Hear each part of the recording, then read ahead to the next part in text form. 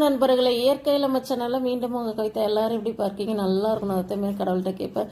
இன்னைக்கு காலையில் உழவர் சந்தையிலேருந்து 50 கிலோ நம்ம கருவேப்பிலை வாங்கிட்டு வந்தப்பா. எதுக்குன்னு கேட்டிங்கன்னா, முக்கியமாக நம்ம ஹேர் ஆயில் ரெடி பண்ணுறதுக்கு கருவேப்பிலை, தேநீர், அதுக்கப்புறம் கருவேப்பிலை இட்லி பொடி, அதுக்கப்புறம் கருவேப்பிலையில் பொடி, இந்த மாதிரி எல்லாமே செய்யுது. முக்கியமாக ஹேர் ஆயில் முடி கருப்பாகிறதுக்கான ஹேர் ஆயில் நம்ம ரெடி பண்ணுறோம்ல, அதுக்கு கருவேப்பிலை நிறைய தேவைப்படுதுப்பா.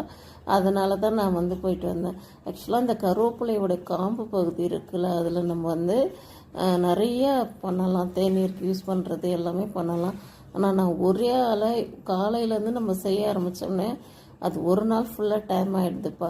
அதுக்கப்புறம் அந்த காம்பு பகுதி எடுத்து வச்சு அதை நசுக்கி அதை ரெடி பண்ணுறதுக்குள்ளே அந்த காம்பு காஞ்சி போயிடுது.